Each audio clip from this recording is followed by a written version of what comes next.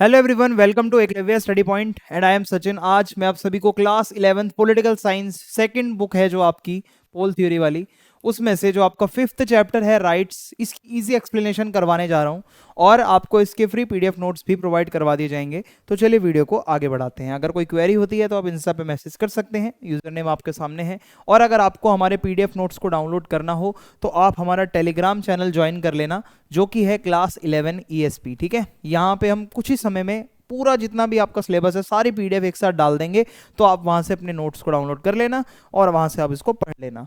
ठीक है, तो आज का जो हमारा टॉपिक है, जो हमारा चैप्टर है, वो है राइट्स। राइट्स के बारे में आपने बहुत बार सुना होगा, ये मेरा राइट है, उस पर मेरा राइट है, ये मेरा अधिकार है। राइट मीन्स अधिकार। तो आखिर ये अधिकार है क्या? पॉलिटिकल थ्योरी की लैंग्वेज में आप राइट्स को क्या कह सकते हो, यानी कि इसकी क्या एक डेफिनेशन है, राइट्स कितने टाइप्स के होते हैं, ठीक है, और राइट्स क्यों इंपॉर्टेंट है, ये आपके चैप्टर की थीम है। ठीक है, बेसिकली ये आपको समझना है।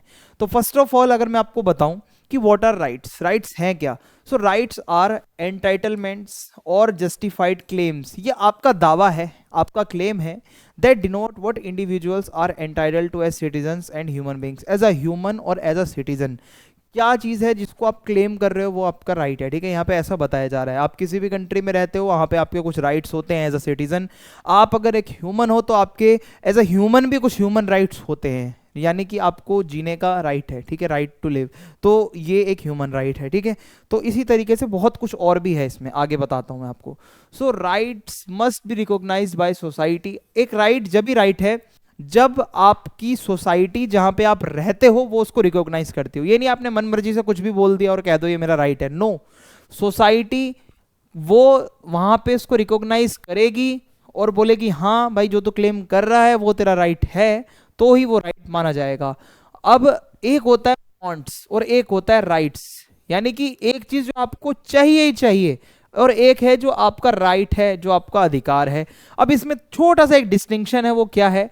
Not everything desirable is a right. जो चीज आपको अच्छी लग रही है वो आपका राइट हर चीज नहीं होती। ठीक है, आप बोलो मेरे को अगले की कार अच्छी लग रही है, मैं ले लूंगा, मेरा राइट है। नो, ये आपके वांट है, यानी कि ये आप चाहते हो, ये आपका राइट नहीं हो सकता। So rights are necessary for living with respect and dignity. आप किसी भी कंट्री में रहते हो, अगर आपको रेस्पेक्टफुली और डिग्निटी के साथ वहां पर रहना है तो राइट्स बहुत जरूरी हैं। बिना राइट्स के आप अपना डेवलपमेंट नहीं कर सकते। राइट्स इंक्लूड राइट, मतलब आप कह सकते हो राइट टू फ्रीडम, ठीक है, और आपका राइट टू एक्सप्रेशन, आप जो बोल रहे हो, यानी कि आपको किसी चीज़ की फ्रीडम है। राइट टू इक्वालिटी, आपको इक्वल समझा जा रहा है। बहुत से ऐसे राइट्स होते हैं जो कि आपके लिए बहुत ज़रूरी हैं, आप कहीं भी किसी भी जगह पे रहते हो। ठीक है, एज अ ह्यूमन आपको राइट्स चाहिए।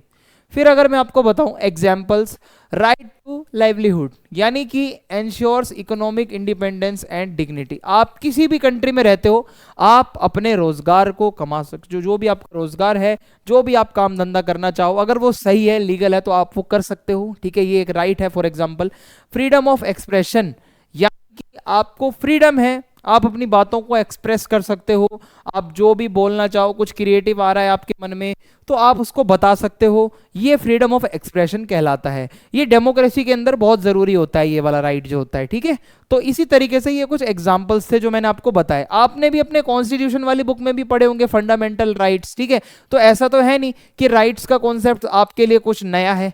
तो ये वही चीजें हैं, थोड़ा सा इसको और सिंपल बना दिया गया है, कुछ मुश्किल नहीं है इसमें। अब मैं आपको बताऊं, जो राइट्स होते हैं वो यूनिवर्सल हैं, यानी कि वो सभी के लिए हैं। कुछ राइट्स ऐसे होते हैं जो यूनिवर्सल होते हैं, जैसे कि लाइवलीहुड, यानी कि आप भाई चाहे दुनिया के किसी भी कोने में रहते हो, काम धंधा तो करोगे ना, बिना काम धंधे के थोड़ी ना बात बनेगी। और फ्रीडम ऑफ एक्सप्रेशन, यानी कि आप अपनी बातें बोलोगे ना जहां भी रहोगे। तो ये दो राइट्स ऐसे हैं जो बहुत ज्यादा, आप कह सकते हो, नेचर में यूनिवर्सल हैं और बहुत एसेंशियल भी हैं, बहुत जरूरी भी हैं for all the human beings. ठीक है, तो बहुत ही सिंपल सा चल रहा है अभी तक चैप्टर यहाँ पे।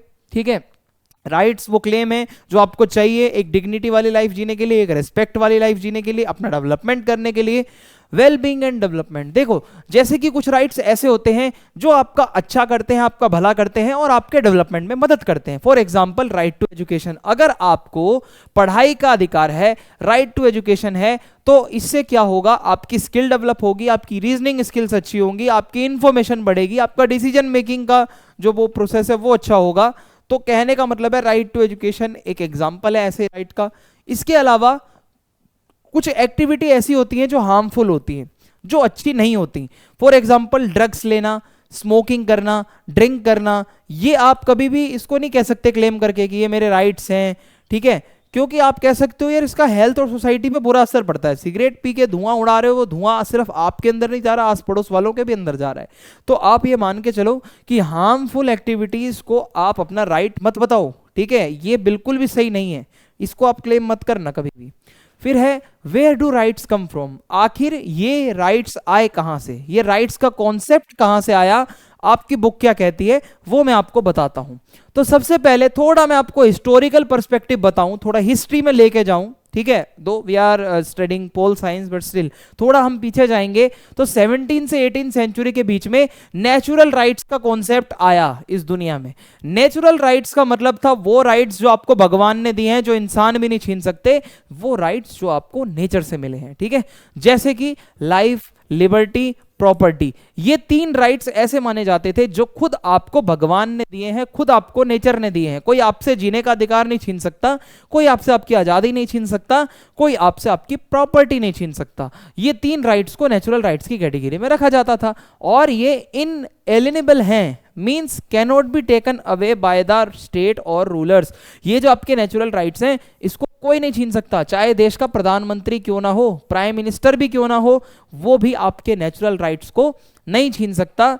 Used to oppose arbitrary power and safeguard individuals freedom. ये राइट्स बहुत जरूरी हैं कि कोई भी गलत पावर का यूज ना करे एक तो, और दूसरा आप अपनी फ्रीडम को भी सुरक्षित रख पाओ, ठीक है, ये राइट्स होंगे जब भी आप भी सुरक्षित रहोगे, अदरवाइज आप भी प्रॉब्लम में आ सकते हो, ठीक है। तो ये तो नेचुरल राइट्स का कॉन्सेप्ट आया। अभी ह्यूमन राइट्स की बात नहीं हो रही है यहाँ पे, याद रखना, अभी हम थोड़ा हिस्टोरिकल पर्सपेक्टिव देख रहे हैं। तो सबसे पहले जब राइट्स का टॉपिक आया तो उसमें नेचुरल राइट्स सबसे पहला कॉन्सेप्ट था जो दिया गया। अब यहाँ पे धीरे धीरे जब टाइम आगे बढ़ा तो ये नेचुरल राइट से शिफ्ट होकर जो सारा का सारा कॉन्सेप्ट है वो ह्यूमन राइट्स की तरफ आ जाता है। अब ह्यूमन राइट्स क्या है, देखो मॉडर्न पर्सपेक्टिव की बात करूं, हिस्टोरिकल तो आपने देख लिया, मॉडर्न पर्सपेक्टिव ये कहता है जो फोकस है वो ह्यूमन राइट्स की तरफ अब आ गया, नेचुरल राइट्स से उठकर। अब ह्यूमन राइट्स में मैं आपको बताता हूं क्या क्या आएगा। Rights are guarantees for a leading a minimally good life, यानी कि राइट्स वो गारंटी है, वो क्लेम है जिससे आप एक अच्छी लाइफ जी सकते हो, ठीक है।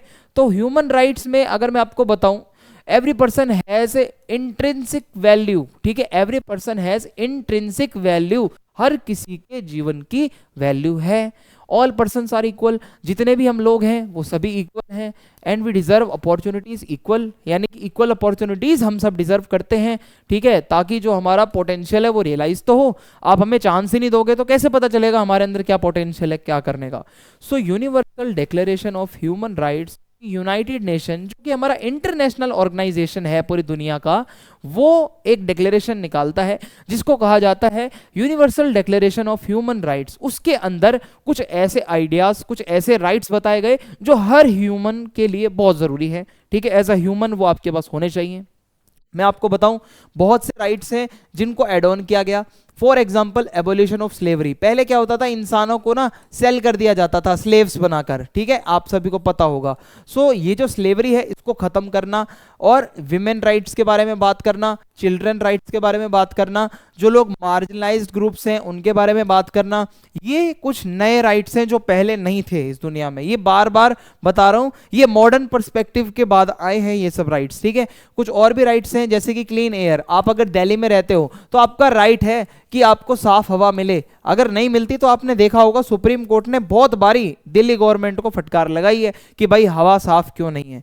वाटर आपको साफ मिले और सस्टेनेबल डेवलपमेंट हो, मींस ऐसा डेवलपमेंट करो जिससे आने वाली जनरेशन्स को प्रॉब्लम ना हो, उनको भी रिसोर्सेज मिले। तो ये कुछ ऐसे नए कॉन्सेप्ट हैं, नए राइट्स हैं जो कि सोसाइटी में जैसे जैसे चेंजेस आ रहे हैं ये न्यू राइट्स भी एड ऑन होते जा रहे हैं। आई होप आपको यहां तक सब कुछ क्लियर होगा। अब हम आगे बढ़ते हैं, काइंड्स ऑफ राइट्स, ठीक है। अब मैं आपको बताता हूं कितने टाइप के, कितने काइंड ऑफ राइट्स होते हैं।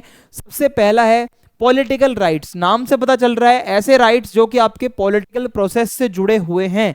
For example right to equality before the law, आप कानून के सामने हर कोई बराबर माना जाए, ठीक है, चाहे वो पीएम हो, चाहे वो कोई सेलिब्रिटी हो, चाहे वो कोई स्पोर्ट्स पर्सन हो, चाहे वो कोई आम आदमी हो। जो लॉ है वो सभी के लिए इक्वल हो, अगर कोई क्रिमिनल है तो वो क्रिमिनल है, चाहे फिर वो कोई भी हो, it doesn't matter. Right to vote and elect representatives, यानी कि पॉलिटिकल राइट में दूसरा आता है आप अपने मनपसंद के कैंडिडेट को वोट करो, ठीक है, जो आपको अच्छा लगता है। तीसरा, right to contest elections. As a citizen आपको ये भी राइट होना चाहिए पॉलिटिकल राइट्स के अंदर कि आप इलेक्शन में कंटेस्ट करना चाहते हो, खुद चुनाव लड़ना चाहते हो तो वो आप कर पाओ। फिर है राइट टू फॉर्म और ज्वाइन पॉलिटिकल पार्टीज। इसका मतलब है कि आप अपनी खुद की भी पॉलिटिकल पार्टी बना सकते हो और चाहो तो अन्य किसी पार्टी में भी ज्वाइन हो सकते हो, जैसे बीजेपी है, आम आदमी पार्टी है, कांग्रेस है, जो भी है, आप जहां आपका मन करे आप ज्वाइन हो सकते हो, ये आपका पॉलिटिकल राइट है। फिर आती है civil liberties. As a citizen आपको कुछ फ्रीडम दी जाती है, for example right to a free and fair trial. Court में जब आप जाओगे तो जो ट्रायल होता है वो एक तो फेयर होना चाहिए, उसमें कोई भी ऐसा बायसनेस वाला काम ना हो, ये एक तो आपकी वो है liberty. Right to freely express views, जो आपको अच्छा लग रहा है, जो आपको समझ आ रहा है, जो आपके व्यूज हैं वो आप फ्रीली एक्सप्रेस कर पाओ। Right to protest and dissent, यानी कि अगर आपको लगता है गवर्नमेंट ने कोई काम सही नहीं किया है तो आप प्रोटेस्ट करो, ठीक है, और आप जो भी है अपने सामने वहां पे मतलब धरना प्रदर्शन करो, जो भी कहते हैं, प्रोटेस्ट हो गया या मूवमेंट चलाना किसी भी चीज को लेकर, वो आप कर सकते हो, वो आपकी सिविल लिबर्टी है। Together with political rights they form the foundation of democracy. अगर पॉलिटिकल राइट्स और सिविल लिबर्टी को जोड़ दें तो एक डेमोक्रेसी का फाउंडेशन तैयार होता है, क्योंकि डेमोक्रेसी का मतलब आपको पता है एक ऐसा पॉलिटिकल सिस्टम जहां पे खुद जो पीपल होते हैं वो ही खुद इलेक्ट करते हैं, वो ही खुद रूल करते हैं।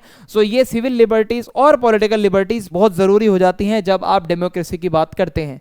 फिर आता है इकोनॉमिक राइट्स, यानी कि इंश्योर्स बेसिक नीड्स, जो आपकी बेसिक नीड है, रोटी कपड़ा मकान, फूड शेल्टर एंड क्लोथिंग, ये बहुत ज्यादा जरूरी है। साथ साथ हेल्थ भी, आपको अच्छी हेल्थ सर्विसेज मिलें, for example housing and medical facilities for low income groups. जो गवर्नमेंट है उसको गरीब लोगों के लिए एक तो आवास यानी कि हाउसिंग फैसिलिटीज कि भाई घर मिले सबको, और दूसरा है मेडिकल फैसिलिटीज यानी कि हॉस्पिटल में फ्री ट्रीटमेंट मिले, अच्छा ट्रीटमेंट मिले, ये इंश्योर करना चाहिए जो लोग बेचारे गरीब हैं उनके लिए। Minimum wage provisions for the unemployed, जो लोग अनएम्प्लॉयड हैं उनके लिए मिनिमम वेजेस, हाँ भाई इतना कम से कम उनको वो दिहाड़ी, उनका वो वेजेस का जो सिस्टम है वो उनको मिले ही मिले, ऐसा ना हो काम करवा के पैसे नहीं दे रहे। Rural employment guarantees schemes in India, जैसे इंडिया में रूरल एम्प्लॉयमेंट, जो लोग गांव में रहते हैं उनको कोई ना कोई काम मिले, जैसे नरेगा मनरेगा, ठीक है, इस तरीके से कुछ मतलब स्कीम्स लाओ जिससे उनको साल में कुछ दिन तक का काम मिले ही मिले, गारंटी कि वो घर पे खाली ना बैठे, ये उनका राइट है, ठीक है। फिर आते हैं कल्चरल राइट्स। अब आपको पता है हमारे इंडिया में अलग अलग कल्चर्स के लोग रहते हैं, उनकी अलग लैंग्वेज है, अलग उनका पहनावा है, अलग उनका खान पान है, उनके क्विजीन अलग है। सो आप जिस भी कल्चर से आते हो, ठीक है, आप अपनी प्राइमरी एजुकेशन उस वाली मदर टंग में लो। आप साउथ इंडियन हो तो आप तमिल तेलुगु जो भी है उसमें लो, आप कहीं और से आते हो, ठीक है, वेस्ट बंगाल से हो तो आप अपने बंगाली में लो, जो भी है, ठीक है, आप अपना ये राइट है आपको कि आप प्राइमरी एजुकेशन अपनी मदर टंग में ले सकते हो। Right to establish institutions to promote language and culture, अब ये भी आपको पता है कि हमारे कॉन्स्टिट्यूशन में भी ये फंडामेंटल राइट है। आप अगर मान लो क्रिश्चियन कम्युनिटी से हो, आप अपना माइनॉरिटी कॉलेज खोलो, अपना कल्चर फॉलो करवाओ, वहां पे जो करना है करो, आपको राइट है, आप अपने कल्चर को प्रिजर्व कर सकते हो, ये आपका राइट है। Rights evolve with societal changes, new rights include, society में चेंजेस आते हैं तो राइट्स भी इवॉल्व होते हैं, नए राइट्स आते हैं, ये मैंने आपको पीछे बताया ही था, ठीक है, ये दोबारा बताने की जरूरत है नहीं। आगे बढ़ें। राइट्स एंड रिस्पॉन्सिबिलिटीज, जब आप अपने राइट्स की बात करते हो ना तो उसी के साथ आपके ऊपर कुछ रिस्पॉन्सिबिलिटीज भी आती हैं।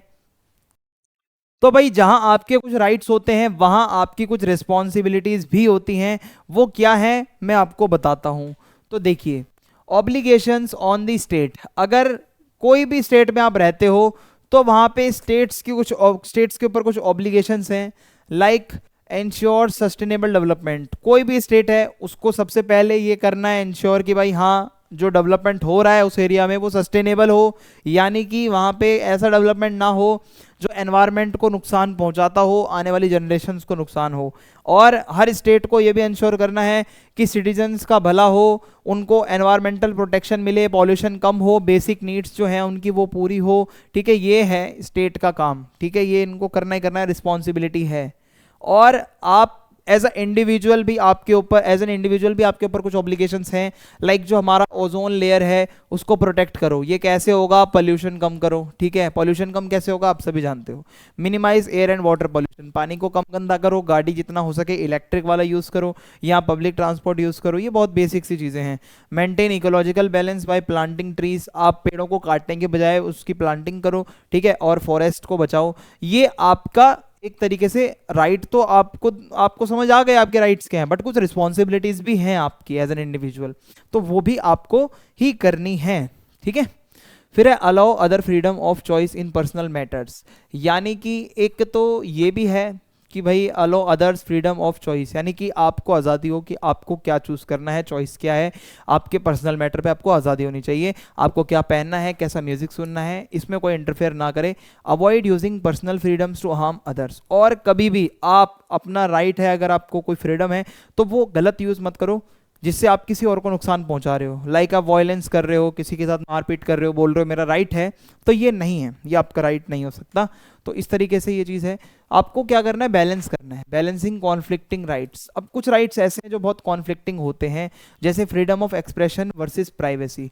होता क्या है कि आप बोलो मैं तो भाई फ्रीडम का यूज़ कर रहा हूँ, मेरा राइट है, और मैं किसी की भी फोटो ले लूँगा बिना कंसेंट के, तो ये तो गलत है, ये तो गलत बात है। सामने कोई लड़की बैठी, आपने जाके उसका फोटो ले लिया, तो ये तो गलत बात है ना, उनके कंसेंट के बिना कुछ करना।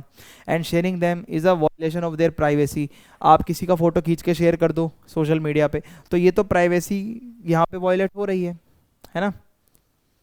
तो ये है rights in a democratic society. आप जब एक डेमोक्रेटिक सोसाइटी में रहते हो जैसे इंडिया है, so rights are the corner stone of democracy. बिना डेमोक्रेसी मतलब बिना राइट्स के डेमोक्रेसी नहीं हो सकती।